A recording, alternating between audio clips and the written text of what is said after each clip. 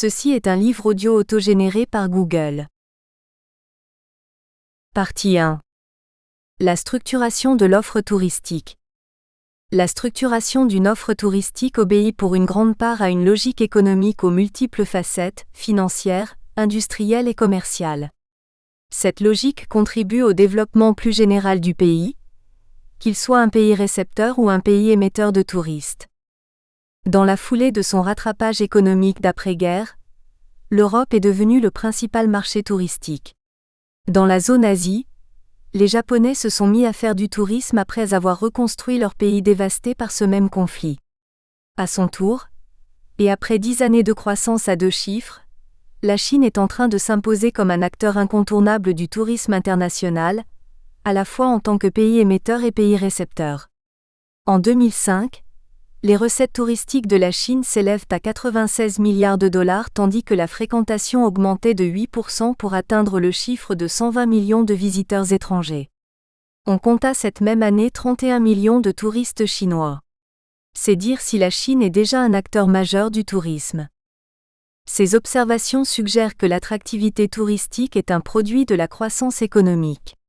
C'est en quelque sorte une externalité positive, découlant naturellement de l'amélioration du niveau de vie. Plus raisons peuvent être invoquées pour expliquer cette relation entre croissance économique et attractivité touristique. Premièrement, une croissance économique régulière et stable permet d'atteindre un niveau de vie sans lequel l'émergence d'un marché touristique est tout simplement impensable. La consommation touristique est une consommation de luxe dans le sens où elle ne répond pas à un besoin primaire. Le besoin de voyager apparaît lorsque les besoins de survie ont été assouvis, ce qui est le cas pour la grande majorité des gens dans les pays développés. Deuxièmement, voyager est une activité qui consomme du temps et de l'argent, ce qui suppose de disposer à la fois de temps libre et de revenus suffisants. Lorsque la richesse est donnée, les agents doivent faire un arbitrage entre le temps et le revenu. En cas de contraction du revenu, ils sacrifieront prioritairement les dépenses de luxe. Seule la progression régulière de la productivité, qui constitue la condition sine qua non d'une croissance équilibrée et durable, est de nature à dégager du temps libre tout en permettant une hausse régulière des revenus. La progression de la productivité du travail est donc la condition d'une croissance économique stable, et aussi de l'émergence d'une demande touristique solvable. Ainsi, croissance économique et développement touristique sont tous deux les fruits de l'évolution technologique, notamment dans le transport aérien, qui seul permet d'accroître la productivité du travail. Troisièmement, la mise en œuvre de l'infrastructure complexe nécessaire à la mise en place d'une offre touristique performante, transport, hébergement, services d'assurance, de loisirs et autres, n'est possible que dans les pays industrialisés ou en voie de le devenir. Enfin, l'attractivité touristique se nourrit de la capacité qu'obtient un pays à émettre des touristes internationaux. À partir d'un certain seuil de niveau de vie, un pays devient un émetteur de touristes internationaux. Ces derniers vont susciter une attraction auprès des populations qu'ils fréquentent dans les pays visités, par un effet similaire à un effet de contagion. L'afflux de Chinois à Paris provoque en retour un désir de découvrir la Chine de la part des touristes français.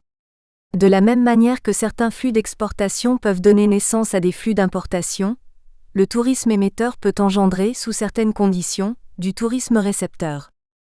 L'industrie touristique se définit et se structure par rapport à l'élaboration d'un produit touristique, qui répond lui-même à des besoins et des préférences exprimés par les touristes. Cependant, le produit touristique est difficilement observable en dehors des flux touristiques eux-mêmes. Par ailleurs, la structuration de l'offre touristique donne lieu au développement d'une véritable filière du tourisme, laquelle est en train de connaître, justement sous l'effet des innovations plus ou moins radicales, un profond bouleversement. Nous présenterons respectivement ces deux aspects. Chapitre 1 : Le produit touristique. Comme nous allons le montrer dans ce chapitre, le produit touristique est un produit composite dans le sens où il se caractérise par de multiples dimensions. Dans un premier temps, nous nous intéresserons aux spécificités du produit touristique. Dans un second temps, nous proposerons une taxonomie permettant de mettre à jour différents types de biens touristiques. 1. Spécificité du produit touristique. Lorsque l'on se pose la question de la définition du produit touristique, on est immédiatement frappé par la complexité du phénomène. On constate d'abord que le produit touristique est une combinaison plus ou moins complexe de biens et services.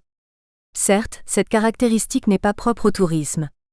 Une automobile, une télévision, un ordinateur constituent eux-mêmes des produits composés d'une quantité innombrable d'éléments. Le bien économique le plus simple est déjà une combinaison plus ou moins complexe d'éléments. Mais le consommateur final, qui utilise la voiture ou l'ordinateur, ne consomme pas une à une les composantes du bien final de sorte que seule l'utilité de la voiture ou de l'ordinateur, c'est-à-dire du produit dans sa globalité, est directement appréhendée. Dans le cas du produit touristique, c'est presque le phénomène inverse. Le touriste consomme une à une les composantes d'un séjour touristique, l'utilité globale du produit touristique étant difficilement saisissable de manière directe. De surcroît, cette consommation s'inscrit donc dans la durée, c'est une consommation séquentielle. La dimension temporelle, la complexité du produit et la localisation sont les 3 points que nous développerons ci-dessous. 1. La dimension temporelle du produit touristique. Le produit touristique se compose et se consomme dans le temps. Papatheodorou a proposé une définition du bien touristique qui résume ses principales caractéristiques. It is a time-consuming activity applied to different spatial entities. Le temps est l'unité d'expression et de mesure dans le tourisme. Le touriste achète des séjours dont la première caractéristique est leur durée et la seconde leur localisation, 12 jours en Crimée ou 4 jours au Maroc. Le temps apparaît alors comme l'étalon de mesure grâce auquel le consommateur évalue la quantité de séjours, compte tenu de sa contrainte temporelle, et par lequel le producteur formate la taille des séjours touristiques. La définition officielle de l'Organisation mondiale du tourisme fait d'ailleurs de la durée du séjour l'élément principal de définition du concept de tourisme, bien avant le motif ou la destination du voyage. Le tourisme comprend les activités déployées par les personnes au cours de leur voyage et de leur séjour dans les lieux situés en dehors de leur environnement habituel pour une période consécutive qui ne dépasse pas une année. À des fins de loisirs, pour affaires et autres motifs. C'est la notion de temps qui permet ainsi de poser clairement la distinction entre un touriste et un visiteur de la journée, encore appelé excursionniste. L'introduction explicite d'une contrainte temporelle est spécifique à ce secteur, s'ajoutant à la contrainte budgétaire traditionnelle. Le choix du touriste est certes borné par une contrainte de budget, mais il est surdéterminé par une contrainte de temps. Ainsi par exemple, le touriste français dispose en moyenne de 4 semaines de temps libre à répartir dans l'année. Il existe toujours une relation entre contrainte budgétaire et contrainte temporelle, puisque la décision d'entrer sur le marché du travail relève d'un arbitrage entre temps libre et coût d'opportunité de ce temps libre. Mais le fait qu'il faille consacrer une certaine quantité minimale de temps pour réaliser un safari au Kenya, quantité donnée par la technologie de production du circuit touristique, est une contrainte absolue sur laquelle le touriste n'a aucune prise. Cette contrainte limitera ses possibilités de choix, tandis que l'évolution technologique aura pour effet de desserrer progressivement cette contrainte. Il existe de plus une relation entre la satisfaction du touriste et la durée du séjour.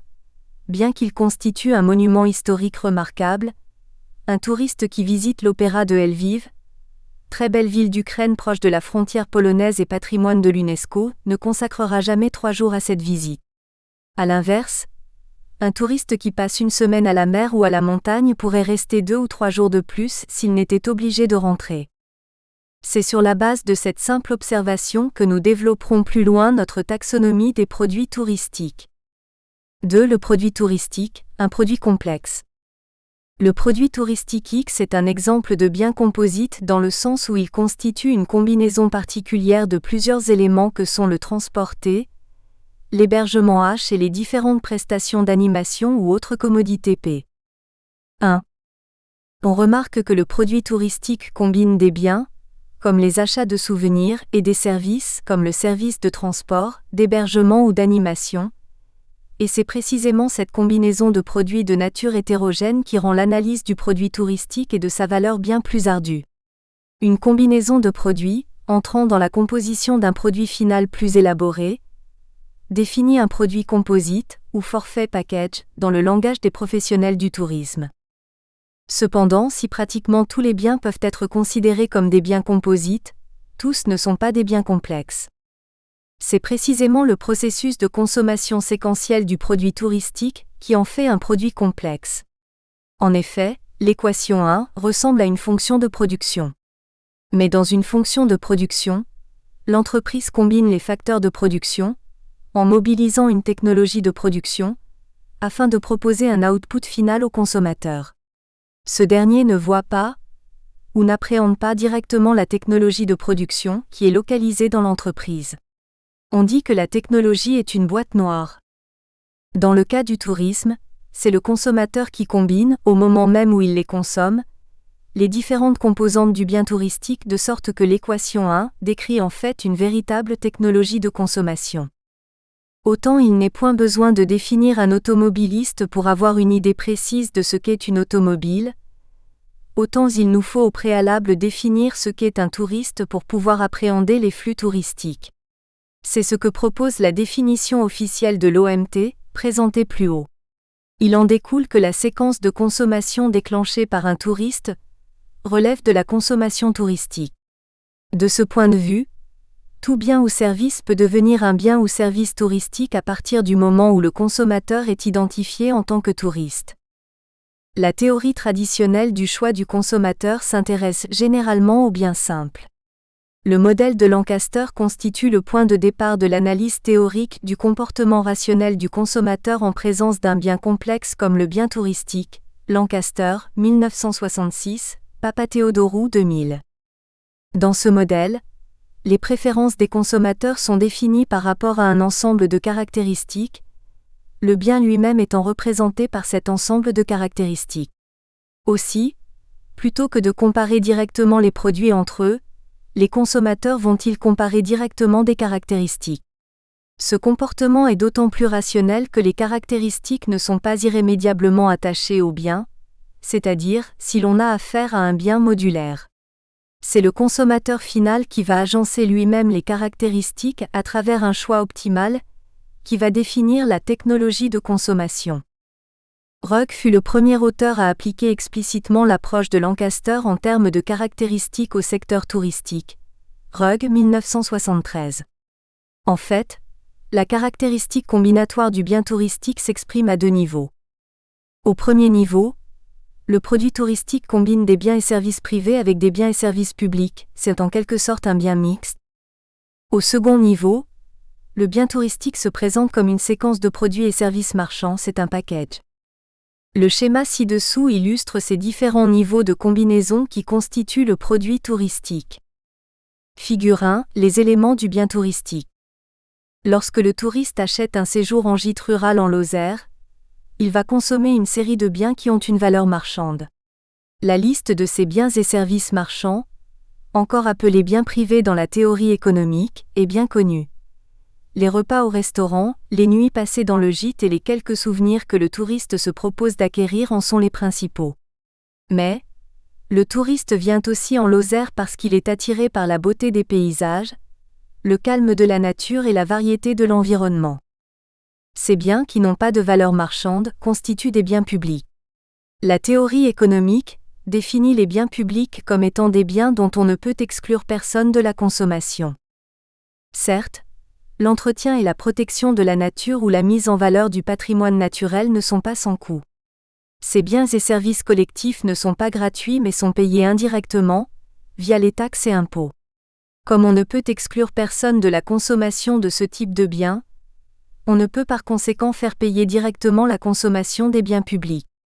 C'est pourquoi, il revient généralement à l'État et aux collectivités territoriales d'assumer la production et l'entretien de cette catégorie de biens.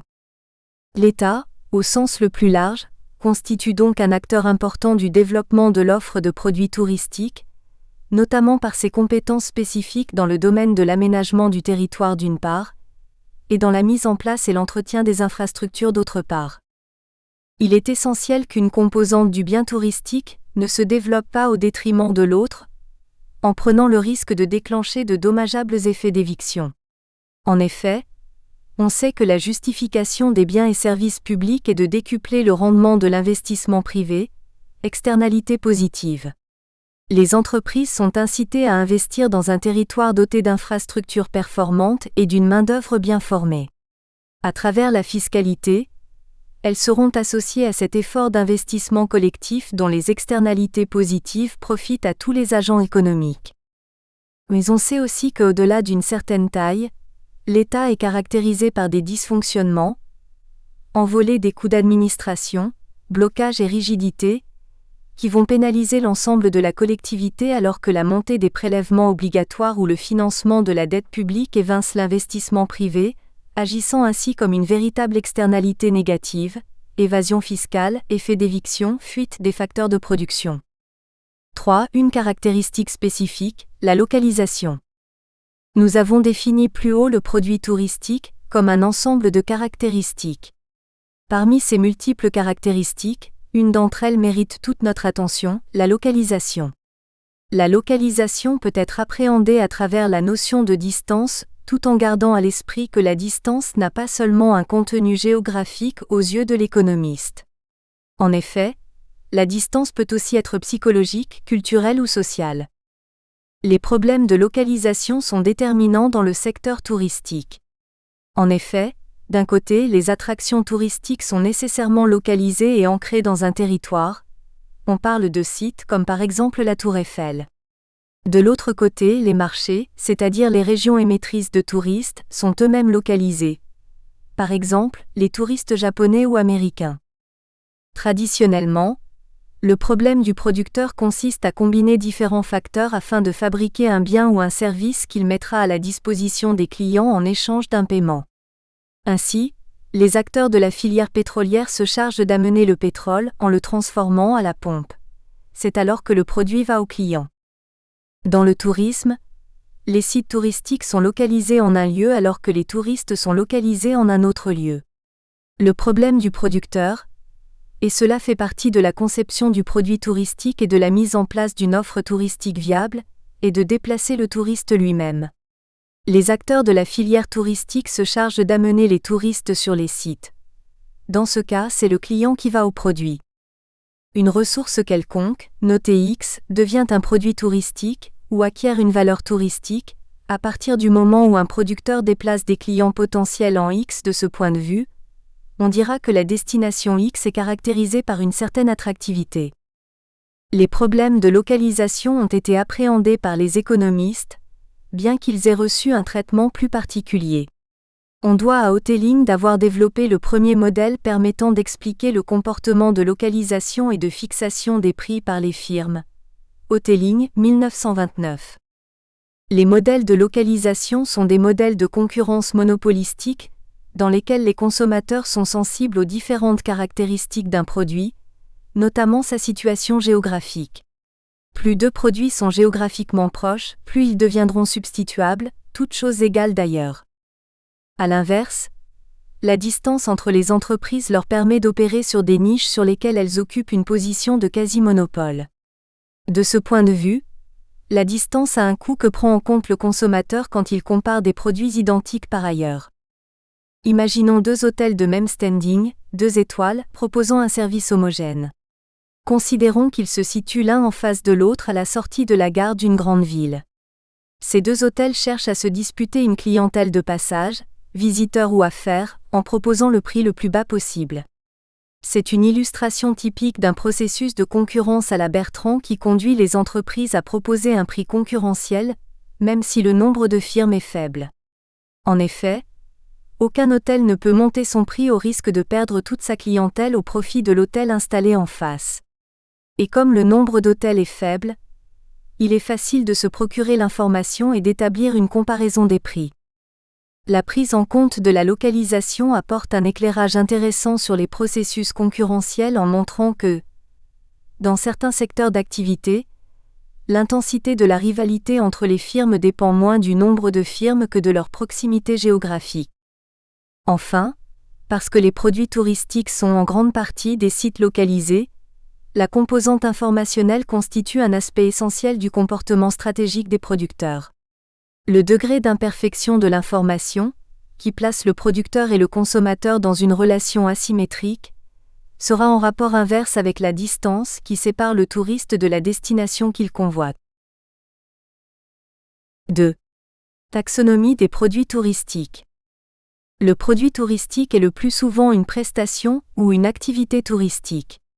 Dans ce domaine, plus que le produit lui-même, c'est l'expérience du voyage, du loisir et du dépaysement qui détermine la nature du produit touristique. La notion même d'activité montre à quel point le touriste est l'acteur principal dans la conception du produit touristique. Nous avons établi plus haut que c'est le comportement même du touriste qui transforme un bien quelconque en un bien touristique. Il existe en ce sens ce que les économistes définissent comme étant une technologie de consommation. En conséquence, le bien touristique n'est pas observable a priori, c'est-à-dire en dehors des comportements de consommation des touristes eux-mêmes. Smith, 1989.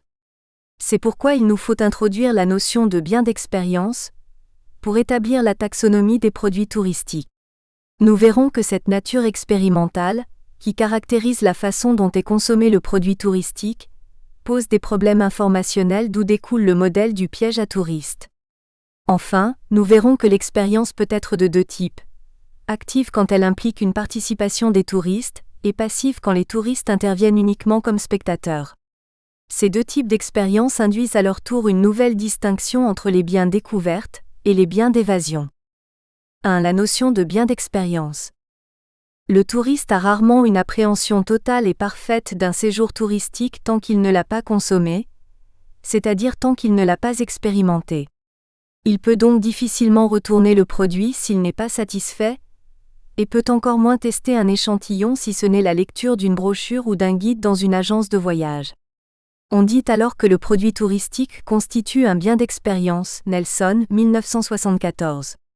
Il existe donc systématiquement une asymétrie informationnelle entre le prestataire de service et le touriste, que la multiplication des supports d'information ne peut jamais totalement réduire car l'appréciation des caractéristiques du produit touristique va dépendre d'un vécu. On appelle bien d'expérience un bien dont les caractéristiques sont apprises par les consommateurs seulement après achat. De ce point de vue, un séjour touristique est l'exemple type d'un bien d'expérience. La notion de bien d'expérience a été récemment enrichie par la notion de bien de confiance, qui constitue un cas particulier du bien d'expérience. Dans le cas du bien d'expérience, le consommateur peut évaluer objectivement la qualité d'un produit une fois ses caractéristiques apprises, alors que dans le cas du bien de confiance, le consommateur ne connaît jamais par lui-même la qualité réelle des biens et services qu'il consomme, d'où le recours aux labels et autres processus de certification. Un individu qui consomme une viande ne peut pas de lui-même savoir si cette viande est traitée aux hormones de sorte que ce type de consommation alimentaire constitue un bon exemple de bien de confiance. Pour guider son choix de viande, le consommateur aura besoin de consulter les étiquettes. Par contre, un individu qui goûte un vin est capable de classer ce vin, du moins de déterminer si c'est un vin de table ou un vin de qualité supérieure. De ce point de vue, le vin constitue un exemple de bien d'expérience. Dans ces deux exemples, le bien possède une qualité objective liée à des caractéristiques technologiques intrinsèques, mais alors que ces caractéristiques sont invisibles dans le cas du bien de confiance, elles sont révélées au moment de la consommation dans le cas du bien d'expérience. De ce point de vue, et parce qu'il est un package, le produit touristique est à la fois un bien d'expérience et un bien de confiance. Nous espérons que vous avez apprécié cet aperçu. Pour continuer à écouter ce livre audio sur Google Play Livres, utilisez le lien dans la description de la vidéo.